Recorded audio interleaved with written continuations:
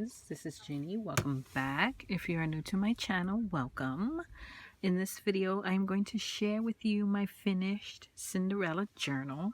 I did share the finished journal in a live that I did some weeks ago, and then realized I probably should do a separate video and post it here on my channel, separate and apart from the live, to share the finished journal, because for those who have been following the progress of this journal, I just thought you might appreciate an abbreviated video sharing the finished product instead of you having to go through a live that was several videos long. So here is my finished Cinderella journal. I made this journal using an old Cinderella storybook. It's 1931.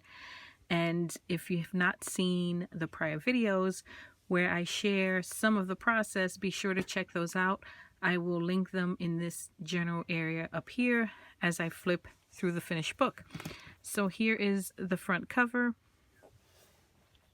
What I ended up doing, because the edge of the cover was so raw, I wrapped it in some fabric and then I trimmed. I used some of this gold ribbon trim to kind of clean up the edges a little bit. I also added some metal book corners.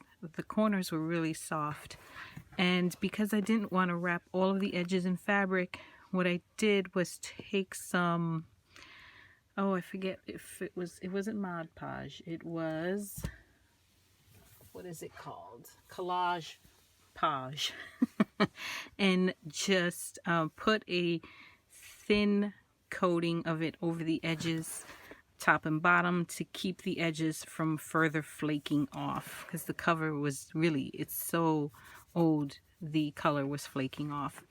The spine is huge. I believe I made it at 3.5 inches, wrapped in fabric. I did put a strip of lace down the center just to break up that wide stretch of fabric. I thought it was a bit much, and I thought breaking it up a little bit would be a little more interesting for the eye.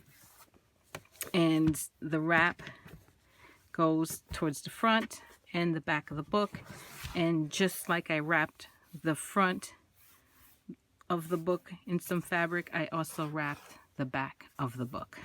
So that is the front cover, the back cover, and the spine. Inside, I do have the 3 signatures. I did make these signature covers out of this painted wallpaper. I didn't know that was painted wallpaper until someone educated me on it in a post, so I appreciate that. I always appreciate when someone spots something in my video and leaves me some information. I absolutely love that, because it's a good opportunity for me to learn, and I was really surprised, but then it made sense that this was painted wallpaper. It is absolutely gorgeous. I had 3 different styles of this paper, and I had enough of it where I was able to make the covers for each of the signatures. I used some vintage fabric yo-yos. I purchased these some while back from Diane H. Her Etsy shop is Pretty Pink Cottage. I will link her shop down below so that you can go check her out.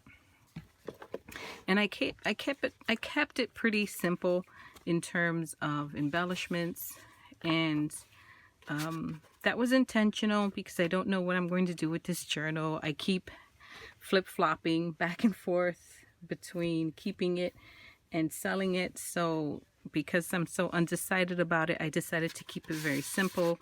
So I made some very simple journaling cards using some of the printed kit that I shared in prior videos. I just rounded the corners, added some, I think that's muslin at the top there. There's stamping throughout the book. I added some little play cards here and there that can be further embellished and decorated down the road. The complete story is in the book, of course, and then I have other pages that I sourced from my stash of papers. I added some doilies, some little wood elements, the little clock here, some lace trim, did some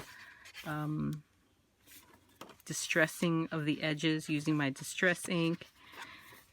Just a little bit here and there, that's for sure. Some collaging, some decoupaging, a little bit of everything. Love these big cards. This is a Teach Key Math card. I got a set of them again from Diane H., who is Pretty Pink Cottage. Check out her shop for sure. She always has wonderful things. I love the birds. I love the color. All I did was kind of thread some Muslim down throughout the holes, just to add a little something to it, and so that it kind of pops a little bit. Didn't want to add too much. So this is a pocket I created using a bag, doily, a nice little flower ephemera piece there. This is wallpaper, some lace. This is a file folder that I recycled, some grid paper. I use a lot of washi tape, pages from bigger books. I mean, it's a blank slate in here. This is a huge pocket. You can make and put just about anything and everything in there. Here's another pocket. I did take these cards that I had in my stationery stash. I just changed up the center a little bit to add some elements, you know, keeping with the theme of the book. I also had these mini envelopes in my stash. I glued them together and made like these mini little flip journals. What you can do with these is you can add them easily, glue them onto a page like this if you want, and you have a little flip out element like that. They have little pockets. You can put receipts or photos or notes in there, or you can just decorate it as a mini standalone album within an album. So that's what that is. I made 3 of those, so they are tucked in throughout the book. These are some pages, vintage, from a vintage magazine. You'll see a lot of wallpaper. Here's an envelope. There's nothing in the envelope. You can put something in there. And then another tuck spot. Here I have another pocket. I added some more cards, plain cards, in this little like burlap tag. I just added a little sari silk, piece of sari silk to the top. Some lace, more wallpaper, and the wallpaper I got from Diane H. Pretty Pink Cottage. Here's more of the story. I mean, I just basically harvested papers from different books and different piles that I have in my stash. Here we have some beautiful floral trim. I mean, and here's the back pocket. That's signature number 1. Here's signature number 2. More vintage yo-yos. Another tag right here. I love that. It's so pretty. Tuck spot here. So all 3 signatures are pretty similar in style and layout. That's deliberate on my part. When I make one, I tend to use it as a template for the others. Here's another one of those cards. I love the little squirrels.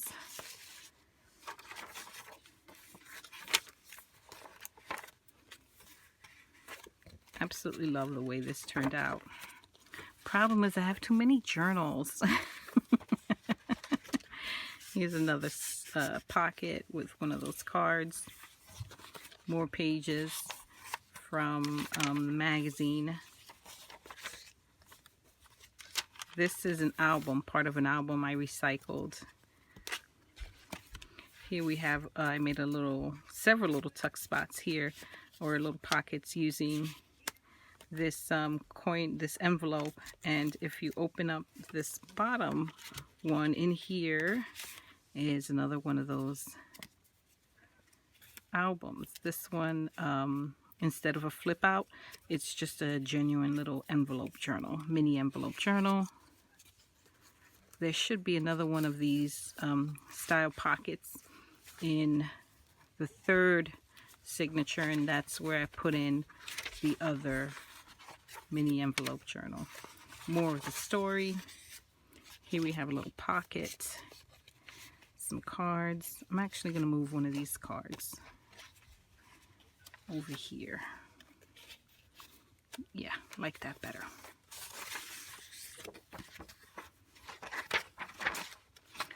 So this book, it turned out nice. I love it. It's really pretty.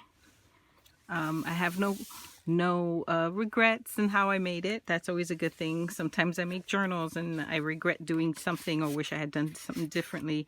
Not so in this book. I'm really happy, pleased with the way it turned out. Here we have a couple of tags using more of the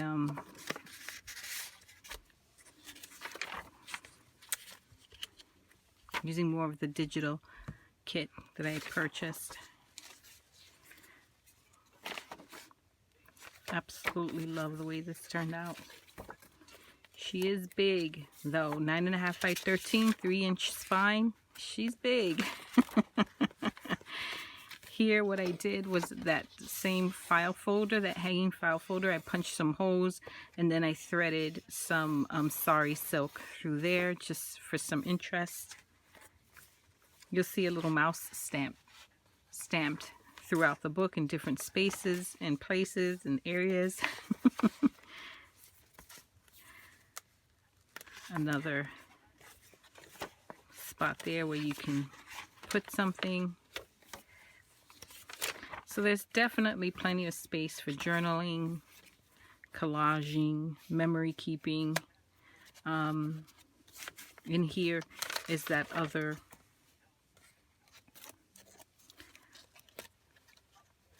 envelope journal. Isn't it cute? This one I did more like the flip style.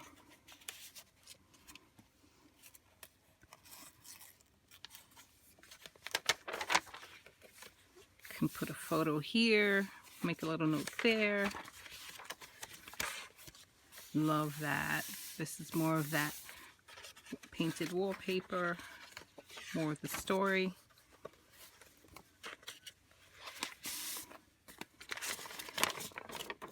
Just tucked in some little fun elements here.